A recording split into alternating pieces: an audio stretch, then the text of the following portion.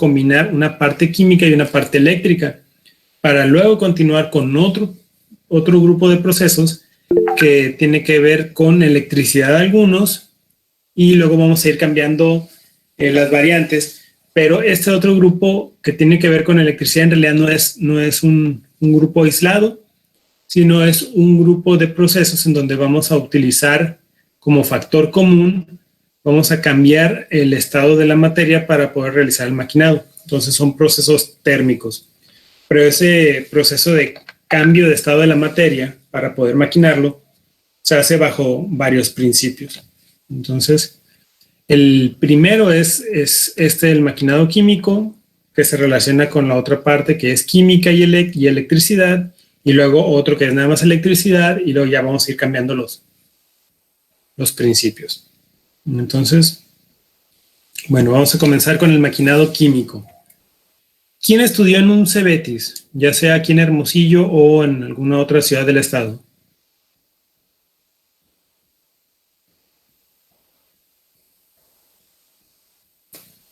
¿Nadie? Yo, profe. ¿En cuál?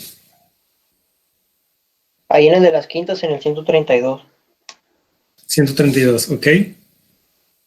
Ahí en el 132 había alguna especie de taller o laboratorio de mecatrónica o algo por el estilo, de electrónica.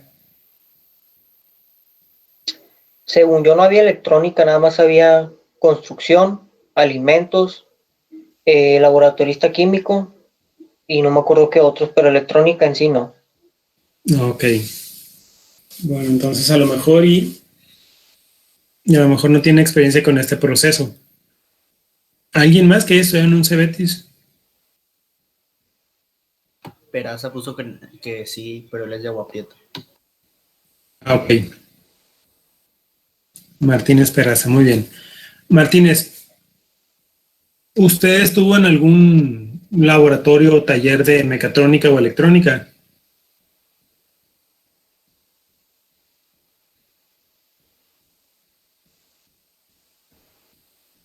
Ok, bueno. Es que quienes estuvieron en CEBETIS y estuvieron en algún laboratorio que tenga que ver con electrónica o mecatrónica habrán diseñado tarjetas electrónicas, que es a base de una tarjeta fenólica que tiene una lámina de cobre, y en esa lámina de cobre es donde se hace un maquinado, que es el maquinado químico, para poder desgastar una gran parte del cobre y dejar nada más impreso un circuito. Entonces, si alguien tenía experiencia con esto, pues nos iba a ayudar a corroborar algunos puntos. ¿Sí? Profe, Bueno. ¿Sí? ¿no viene siendo lo contrario a... Hay un proceso en el que para prevenir la corrosión en los metales, que he visto que los barcos lo utilizan, que ponen así como un ánodo y un cátodo en la cubierta del barco, y esos metales son los que se sacrifican, o sea, se corroen y se oxidan, y al barco no le pasa nada. O sea, es lo mismo, pero haciéndolo a propósito. No es el principio contrario, porque en este caso, no vamos a utilizar electricidad. De hecho, el siguiente grupo de procesos, que es el maquinado electroquímico, ahí sí es el proceso contrario al que usted menciona. Se llaman procesos de maquinado electroquímico, y el proceso contrario al que usted está mencionando es... Deme un segundito. Vamos, aquí es en la otra. ¿No es la hidrólisis, profe? No.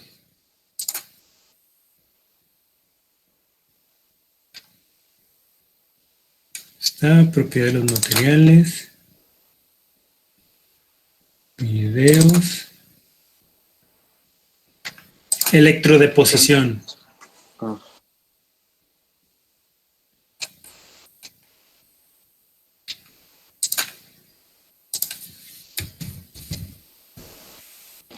El que usted dice no es uno que está como la materia prima, la tabla esa que dice, y como que se le pinta o con una plancha se marca el circuito y luego se mete en ácido clorhídrico.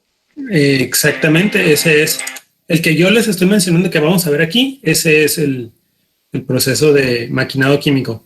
Este es el que está mencionando su compañero, donde vamos a sacrificar una pieza que viene siendo, en este caso, según el circuito que se forma, viene siendo uno de los electrodos, y el otro electrodo viene siendo la pieza que se va a cubrir o a recubrir, ¿sí?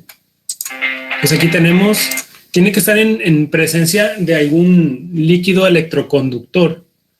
¿Por qué? Porque necesitamos que este líquido, un electrolito, funcione como parte del circuito. Entonces aquí tenemos nuestra fuente de corriente, tenemos nuestro electrolito, que es un líquido electroconductor, y tenemos las dos piezas metálicas, la donadora de materia y la receptora. Entonces esta pieza, perdón por la música fea, esta pieza es la que se va a desgastar cuando se accione la fuente de corriente. Se va a comenzar a desgastar. Van a ver aquí cómo se desprende la materia y van a ver un pequeño cambio en la coloración, se vuelve más oscuro.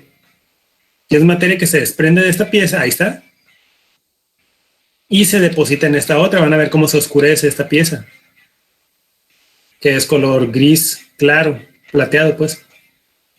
Y es que la pieza de cobre se comienza a desgastar, desprende materia, y mediante diferencia de cargas, porque son electrodos con carga distinta, se desprende y se adhiere en la otra pieza, creando un recubrimiento homogéneo.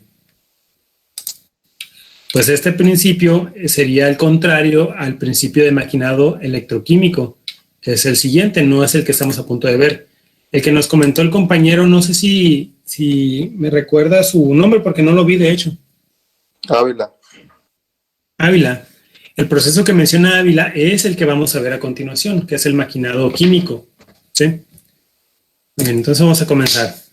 Este proceso de maquinado químico en realidad es, aunque pareciera uno de los grupos de maquinado modernos o no convencionales, donde no utilizamos una herramienta de forma convencional que golpea a una pieza para poder desgastarla o arrancar materia y así darle forma, ¿sí? Esos serían los procesos convencionales que ustedes ya expusieron.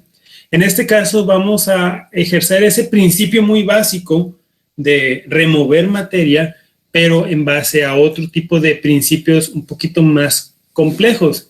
En este caso vamos a utilizar química, ¿sí? Una sustancia química que al contacto con esta reaccione y provoque algo para que pueda remover esta materia.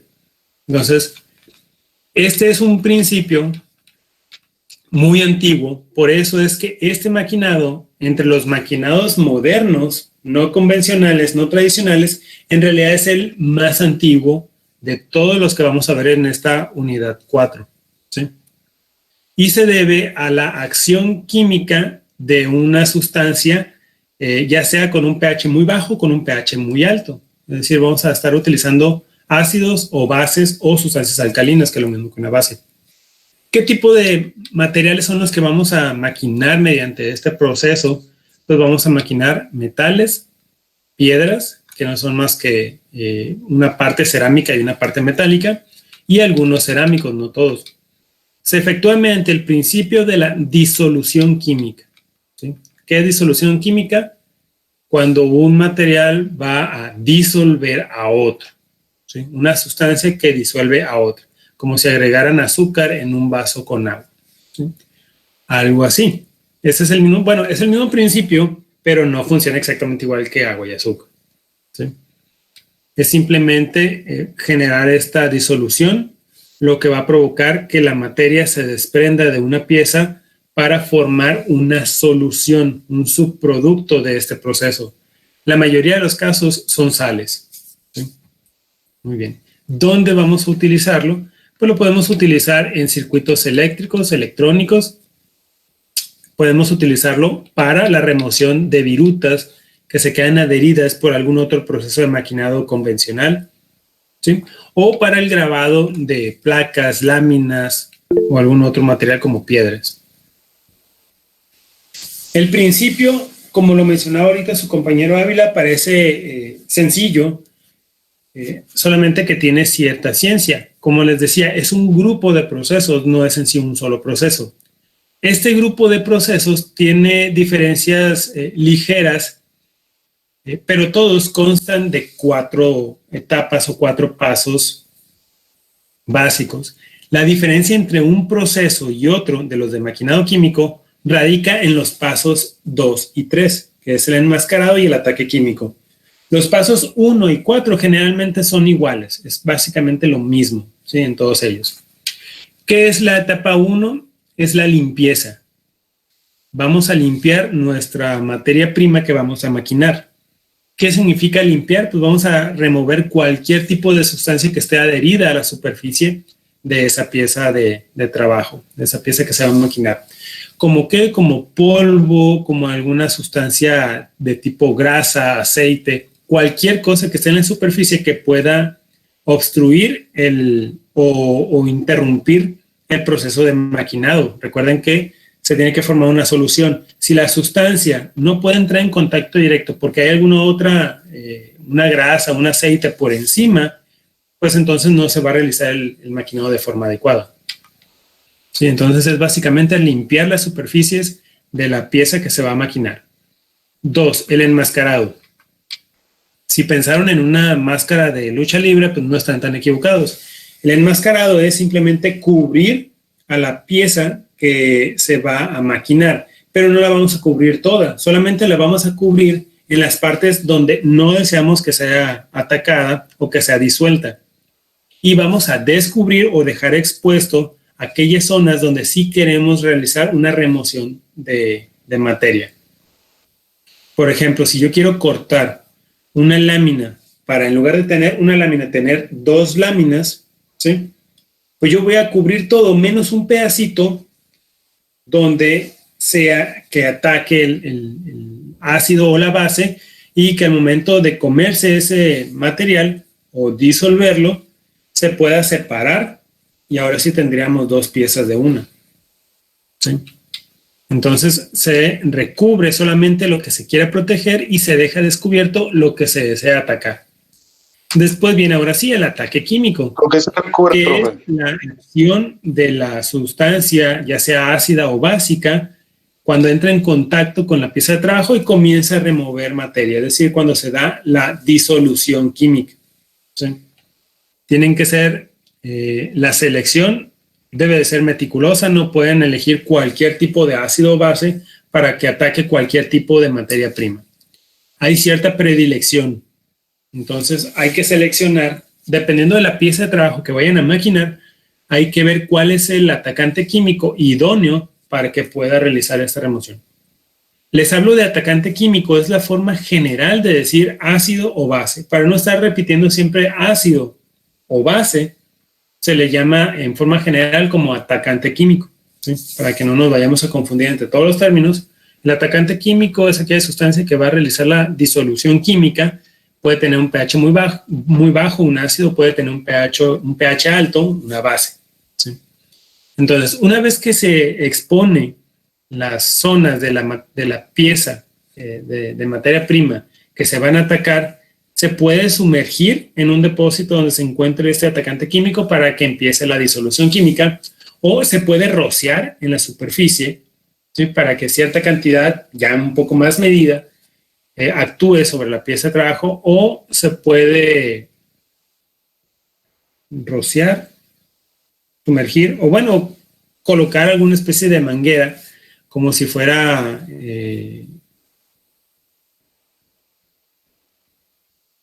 ¿cómo se llama? Como si fuese una especie de lubricante, ¿sí?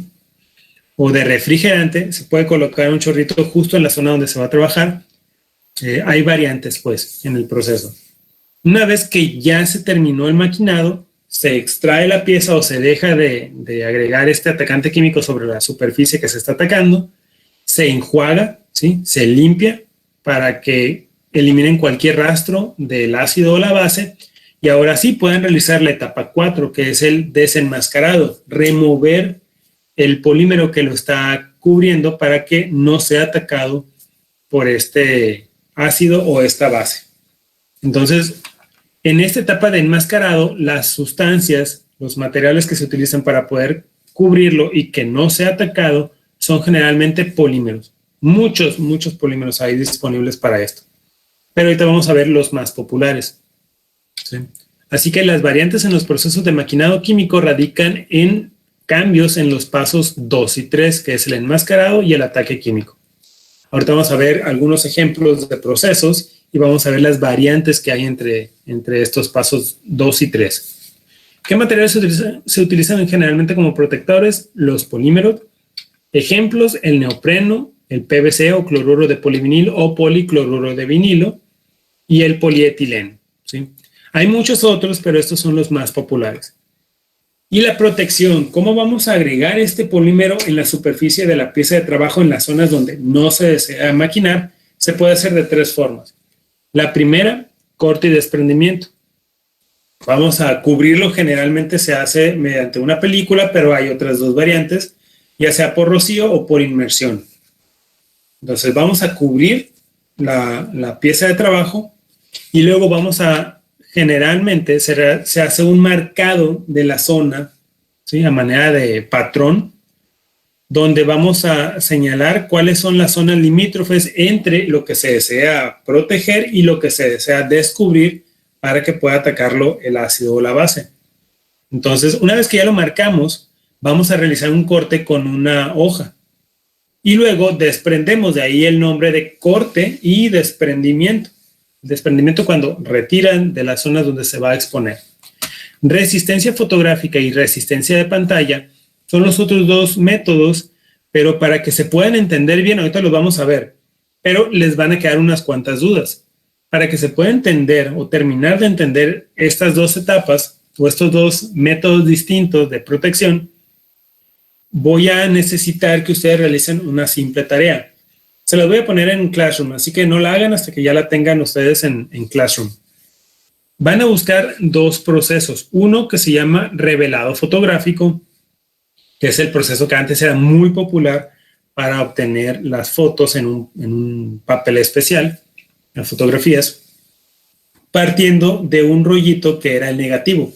¿Sí? Y el otro proceso es un proceso que se utiliza, por ejemplo, para realizar la transferencia de una imagen a una camiseta, que es el proceso de serigrafía. ¿Sí? Van a averiguar cómo se realiza el revelado fotográfico, cuáles son los elementos y materiales que se requieren y en sí cuáles son las etapas. ¿Sí? Porque es el mismo principio que se utiliza para el proceso de protección por resistencia fotográfica. Y el último es resistencia de pantalla, muy similar al de serigrafía, que se utiliza para camisetas. Ahora sí, vamos a explicar cada uno de estos. El primero, corte y desprendimiento. Necesitamos realizar la protección de toda la pieza. ¿Sí? Primero vamos a realizar la protección de toda la pieza y les decía, hay 3 formas. Uno, por inmersión. Vamos a tener un depósito que no es otra cosa más que un polímero disuelto. ¿Sí? Vamos a sacar una solución de un polímero, por lo tanto el polímero va a estar en estado líquido. Cuando sumergimos esta pieza y la levantamos o la sacamos lentamente, vamos a tener esta solución a manera de una ligera película por la superficie, en la superficie de la pieza. Cuando entra en contacto con el aire, el solvente se va a ir, se va a volatilizar y nos va a quedar nada más un recubrimiento delgado de nuestro polímero. ¿Sí? No es que se endurezca, es simplemente se va la parte del solvente y nada menos queda el polímero. Entonces volteamos la pieza, volvemos a levantar, se va el solvente y nos queda ya cubierta completamente con el polímero. O puede ser por rocío. Igual, el rocío vamos a utilizar un aspersor, el aspersor va a tener una solución del polímero con un solvente. Cuando entra en contacto con el aire, se va el solvente y nos queda nada más el polímero. O la otra que es el recubrimiento. Si alguna vez han pedido carne, una charola de carne, por ejemplo, en Walmart o en alguna otra tienda de supermercado grande, o en Super del Norte, o incluso en el Abarrey, la van a colocar estas piezas de carne en una charola y luego van a agarrar un rodillo que tiene una película de un polímero muy delgado, polietileno, y transparente, y la van a envolver. Pues ese mismo principio para poder envolver la charola con carne es el mismo principio que se utiliza para envolver las piezas de trabajo. Generalmente son láminas o placas. Entonces, cubren por completo con esta película a la pieza de trabajo y listo. ¿Sí? Así que, en este caso, en el de recubrimiento, el polímero está en estado sólido. En inmersión y rocío está disuelto. ¿Sí? Así que estaría en estado líquido. Los espesores de esta capa protectora están entre 0.025 a 0.125 milímetros. ¿Sí? Si 0.25 equivale a un cuarto, 0.025 equivale a un cuarentavo y 0.125 equivale a un octavo, lo que significa que nuestro rango de espesor para el protector en corte y desprendimiento está entre un cuarentavo de milímetro hasta un octavo de milímetro. ¿Sí? O en pulgadas de 1 milésima a 5 milésimas de pulgada. Entonces, una vez que ya tenemos toda la pieza cubierta con nuestro protector, con nuestro polímero, entonces es cuando vamos a marcar la figura, el patrón que se desea obtener. Y luego, ya que tengamos esa figura marcada, lo vamos a cortar con una hoja cortante, un cúter, ¿sí? Una navaja, en fin. Entonces, cuando lo cortamos, ahora sí, desprendemos este polímero en las zonas donde se desea atacar. Después se sumerge la pieza en un atacante químico, etcétera, etcétera. Pero eso ya es parte de todo el proceso de maquinado químico. Aquí lo que interesa es realizar el corte y desprenderlo. Generalmente se hace de forma manual, lo que significa que no va a ser muy exacto, no va a ser muy preciso. ¿Han cortado alguna vez con una navaja o con un cúter alguna línea recta? Lo que sea que hayan cortado, pero que haya sido en línea recta. ¿Es fácil o es difícil? A veces como que se atora acá. Pues difícil, ¿no? Menos. Depende de qué qué. Es difícil. Pues depende. Pues el cúter se mueve. Qué tan duro sea el material que estás cortando. Se atora o se mueve o se te dobla la hoja. O sea, la hoja de la navaja, perdón. Ok, supongamos que es algo bien fácil de cortar. No es resistente para nada porque estamos hablando de una película de... Bueno, más bien, imagínenselo. Es una capita de polietileno que está cubriendo una lámina metálica. Si ustedes agarraran, ya está marcada una línea recta, ¿sí? Si ustedes agarraran la hoja, el cúter, la navaja, y quisieran realizar ese mismo patrón en línea recta, ¿lo podrían hacer de forma fácil? No, no creo. No. Pues iba a rayar la complicado. sí. Porque Sí, se sí se suele puede. desviar. ¿Sí? Sí se puede, tendría que ser, para que salga perfecto, tendrían que hacerlo muy lentamente. Pero normalmente estas hojas tienden a desviarse con facilidad. No hay mucho problema si te desvías para afuera, ¿sí? Pero si te desvías hacia adentro y cortas parte que no deberías de haber cortado, ahí es donde está el problema. Entonces, si se hace a mano, suele ser uno inexacto y es un poco tardado, ¿sí?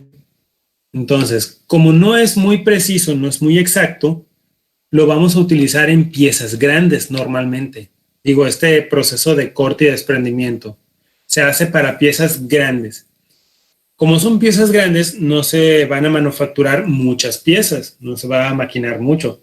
Entonces, suelen ser en ejemplos en fuselaje de aeronaves o en carrocería de automóviles o cascos de alguna embarcación, es decir, piezas generalmente de medios de transporte, ¿sí?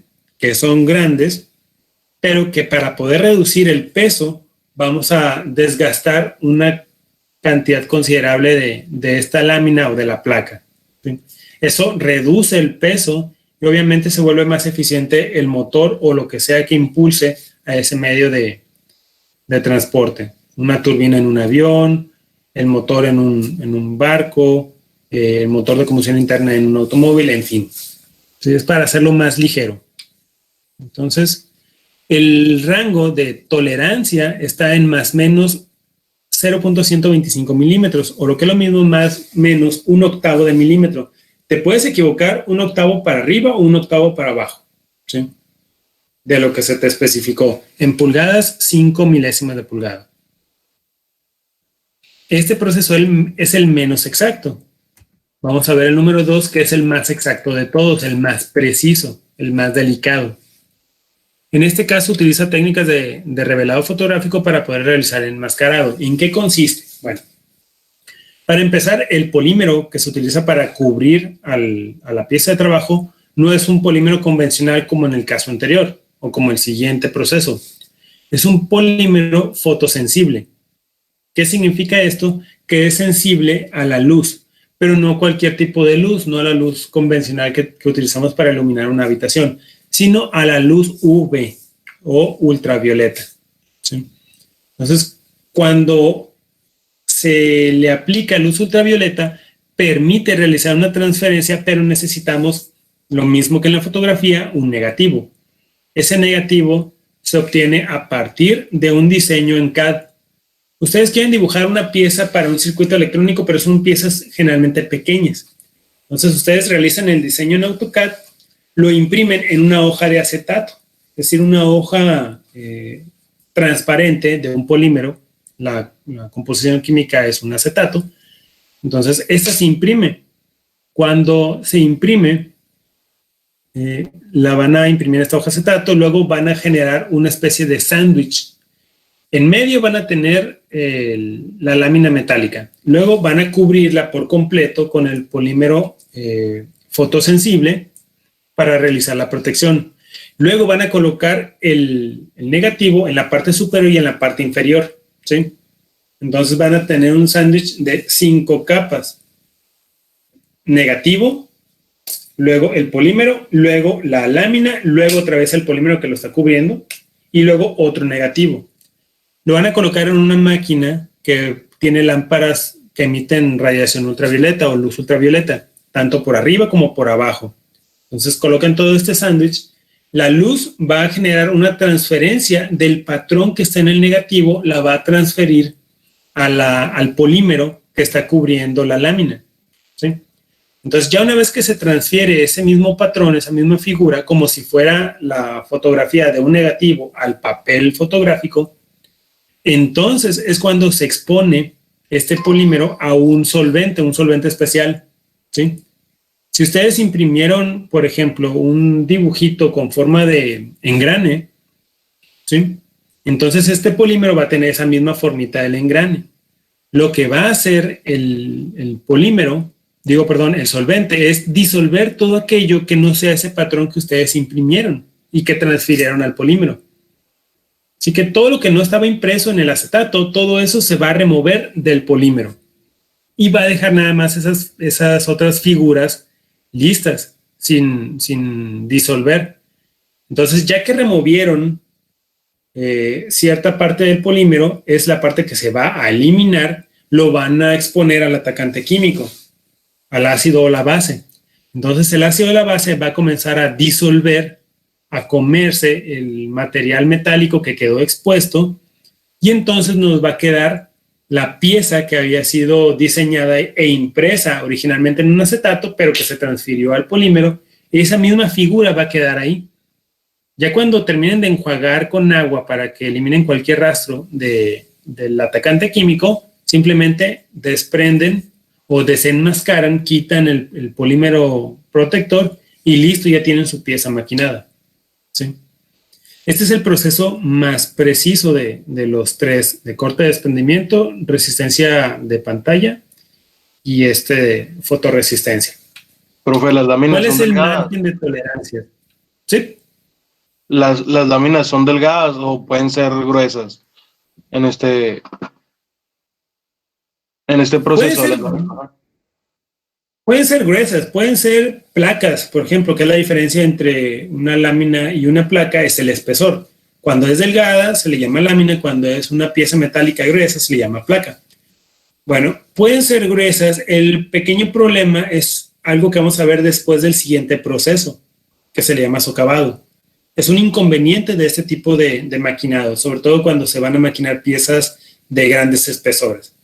Sí se puede hacer, pero este es inconveniente. Ahorita lo vamos a ver. Les decía, el rango de tolerancias, aunque sea estrecho, ¿sí? De hecho es el más exigente de todos, está en más o menos 0.0125 milímetros. Si .125 equivale a un octavo, .0125 equivale a 1 sobre 80, un ochentavo. Entonces estamos hablando de un margen de error de 1 sobre 80 milímetros. Imagínense, este milímetro, pártanlo en 80 partes, te puedes equivocar una de esas partes, una de esas 80 partes. Así de exigente es la industria electrónica. Por eso es que se utiliza este método de protección. ¿Sí? Pero vamos con uno que está en un grado intermedio. Es mejor, es más preciso que el de corte y desprendimiento, pero menos preciso que el de fotorresistencia. Y es el de resistencia de pantalla. Si alguna vez han visto el proceso de serigrafía, requiere de ciertos elementos como un marco con una malla, un stencil que no es más que una especie de moldecito o incluso pudiera parecerse a un modelo también. Se requieren tintas para poder realizar para poder transferir hacia la camiseta, por ejemplo. Y se requiere una especie como de barrita que nada más sirve para poder esparcir la pintura a lo largo de toda la pieza. Bueno, si ustedes tienen un dibujo, por ejemplo, de un toro, ¿sí? Y quieren pintar todo lo que está alrededor menos el toro, entonces van a colocar un stencil con la forma del toro. La van a poner en cierta parte, van a colocar el marco que tiene una malla y luego van a agregar las tintas y esas tintas las van a esparcir a lo largo, pero no va a cubrir la figura del toro porque ustedes pusieron una especie de molde plano o un modelo plano de ese toro, entonces va a cubrir todo lo que está alrededor menos esa figura de toro. En este caso es algo similar. Si ustedes quieren producir otra vez, vamos a la figura del engrane. Quieren recortar un engrane de una lámina metálica, entonces primero van a proteger van a seleccionar una zona de esa lámina, luego van a colocar el stencil con la figura que desean reproducir, ¿sí? Luego van a colocar el polímero, ¿sí? Lo van a colocar en este marco que tiene una malla y mediante la barra van a comenzar a esparcir todo el polímero a lo largo de toda la zona de trabajo.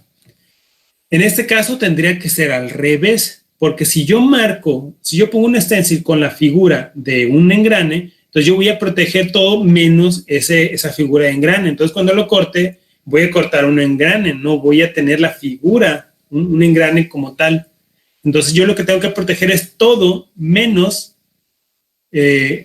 la figura del engrane, para que cuando esparza el polímero, que es el que lo va a proteger, se proteja nada más algo con la figura del engrane. Así que mi stencil debe ser una especie de lámina con un dibujito, un hoyo, un agujero de forma de engrane, para que cuando yo esparza ese polímero quede adherido en esa zona con forma de engrane. Entonces, cuando este polímero adquiera una consistencia sólida, porque generalmente lo vamos a poner en solución, cuando se solidifique, vamos a tener una cobertura sólida del polímero en formita de engrane. Y ahora sí, quitamos el stencil, lo introducimos en un depósito donde se encuentre el atacante químico y va a comenzar a disolver todo lo que no esté cubierto por ese polímero, ¿sí? Este proceso tiene una precisión intermedia entre los dos anteriores, de más o menos 0.075 milímetros. 0.75 es 3/4, ¿sí? 0.075 sería 3 sobre 40 o 3/40 de milímetro. Así de preciso es. Se pueden equivocar 3/40 de milímetro para arriba o para abajo. Muy bien. Entonces, una vez que ya seleccionamos cuál es la pieza de trabajo que vamos a o que queremos maquinar, no podemos agarrar cualquier ácido o base para poder realizar el ataque químico. Hay cierta predilección, les decía. Entonces, hay ciertos ácidos o bases que pueden desgastar o disolver más fácilmente X o Y material metálico o cerámico. En este caso, es una tabla donde se muestra el atacante químico y cuál sería el material de trabajo que se puede utilizar para este atacante químico o viceversa. Si yo elijo aluminio, ¿qué tipo de atacante químico es el más idóneo, el ideal, para poder desgastar este material? Para aluminio y aleaciones tenemos el cloruro férrico o el hidróxido de sodio. Para cobre, el cloruro férrico. Para magnesio y aleaciones, ácido sulfúrico. Para silicio, una solución de ácido nítrico, ácido fluorhídrico y agua. Para un acero dulce o acero de bajo carbono tenemos dos opciones, cloruro férrico o una solución de ácido clorhídrico con ácido nítrico. Y para titanio tenemos dos opciones, que sea puro ácido fluorhídrico o una solución de ácido fluorhídrico con ácido nítrico. ¿Sí? Aquí se encuentran las velocidades de penetración en sistema internacional, milímetros por minuto, o en sistema inglés, pulgadas por minuto. Y el factor de ataque químico nos dice qué tan bueno sería esta disolución del atacante químico sobre la pieza de trabajo. ¿Sí? Bien. Les decía que para piezas de mayor espesor necesitamos considerar esto de aquí, que es el socavado. ¿Sí? ¿Qué es el socavado? Es un sobretrabajo que hay por debajo y por un costado del protector. Imagínense que esta pieza era completamente sólida, no le faltaba este pedazote de aquí, ¿sí? Era así y así. Antes había materia en esta parte. Entonces nada más se cubrió hasta aquí con el polímero protector. Entonces esta zona de aquí quedó descubierta. Cuando se sumerge en un depósito con el atacante químico, va a comenzar a disolver esta parte que no tenía protección. Pero cuando penetra un poquito hacia abajo del protector, ¿qué le impide que vaya comiendo hacia los costados? Absolutamente nada, ¿sí? Porque va a estar en contacto el atacante químico con estas paredes de los costados. Por eso es que va a empezar a atacar más y más hacia un costado y hacia abajo, ¿sí? Entonces, entre más vaya aumentando la profundidad del maquinado, representado por la letra minúscula D, vamos a tener también un aumento en el desgaste o en la disolución en esta longitud U, ¿sí?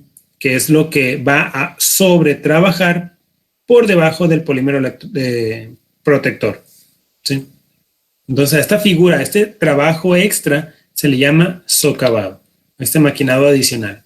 Si quieren la definición del librito, ataque químico en las regiones laterales situadas debajo del protector. Este efecto, obviamente, si es un gran espesor lo que se va a maquinar, vamos a tener que considerarlo en el diseño del enmascarado.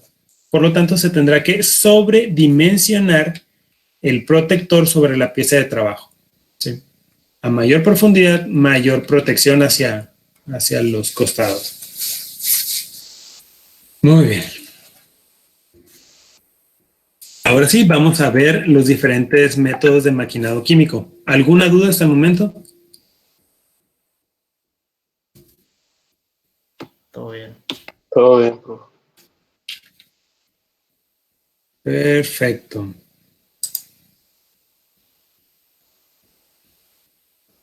Ok.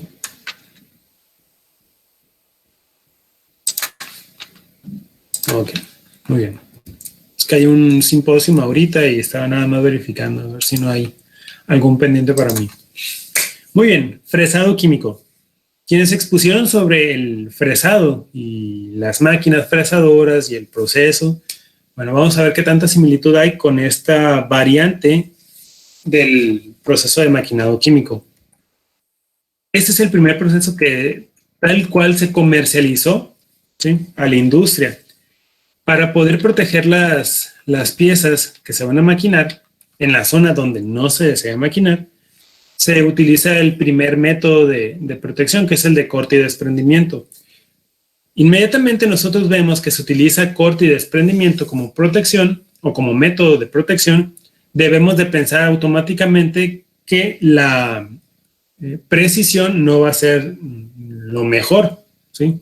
Entonces, como siguiente pensamiento o pensamiento secundario, debemos de pensar en piezas grandes, ¿sí? Se va a utilizar para piezas grandes. Entonces, el método es el principal que vamos a ver en algunas aplicaciones. Tiene que ver más que nada con medios de transporte, ¿sí? Fíjense desde qué momento ya se utilizaba este método de maquinado, el fresado químico.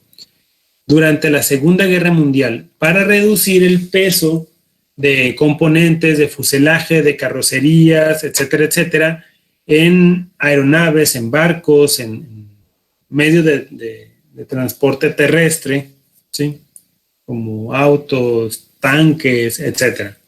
Desde la Segunda Guerra Mundial, que estamos hablando alrededor de 1943, en el 45 fue cuando finalizó la Segunda Guerra Mundial, y creo que inició en el 42 con el asesinato del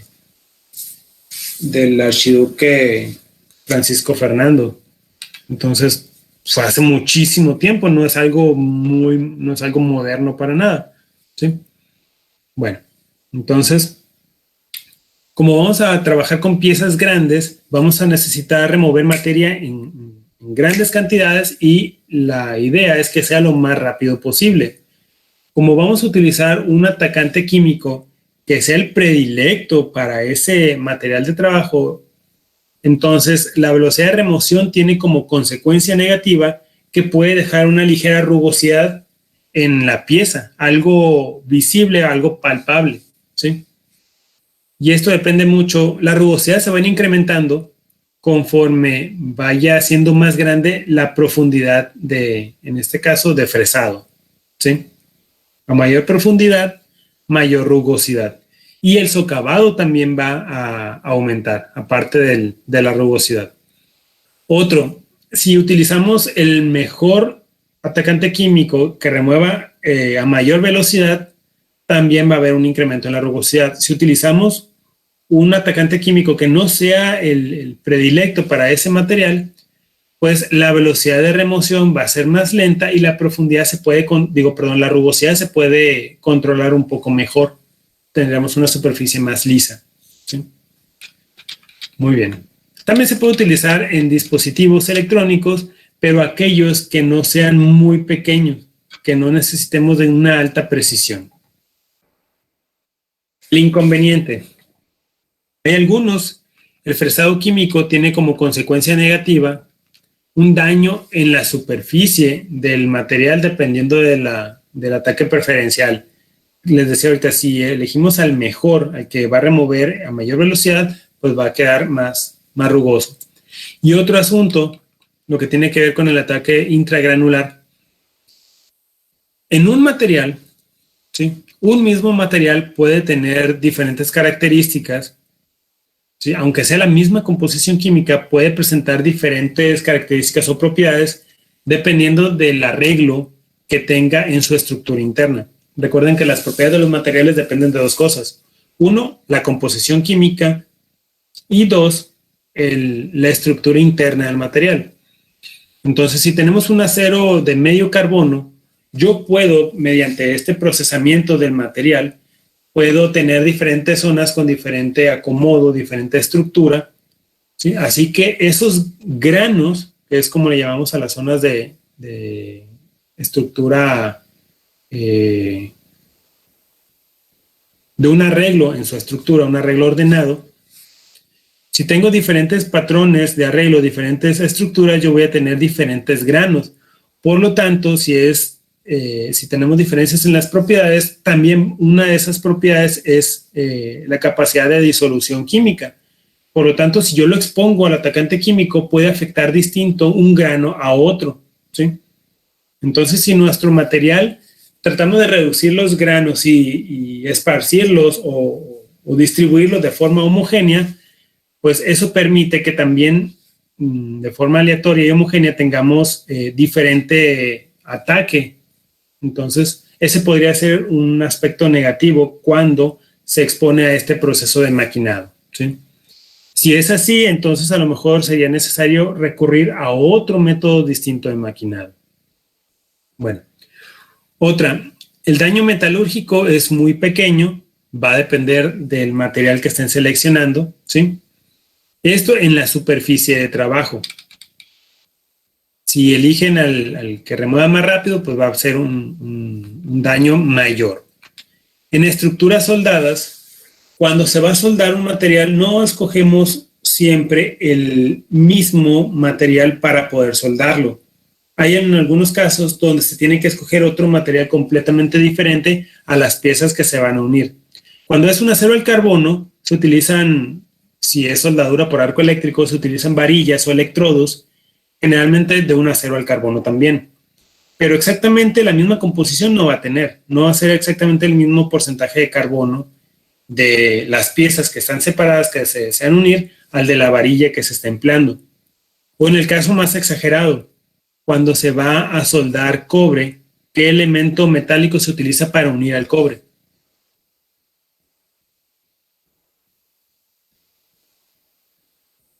¿No saben? El estaño, profe, no se diga. Estaño, así es. Entonces, estaño y cobre no son iguales ni en nombre, ni en características, ni en estructura, no son iguales en absolutamente nada. Por lo tanto, cuando expongamos a estos dos materiales a un ataque químico, a un fresado químico, pues lógico es que tenga un diferente efecto este atacante químico ácido-base sobre los dos elementos, ¿sí? Entonces, todo este tipo de cuestiones se tienen que considerar con anticipación. Incluso si hay un método de sujeción de las piezas que se van a maquinar, si hay un elemento de sujeción mecánico, tornillos, arandelas, obviamente se tiene que considerar si van a exponer toda esa pieza con esas uniones a un ¿cómo se dice? Ataque químico. Oiga, profe,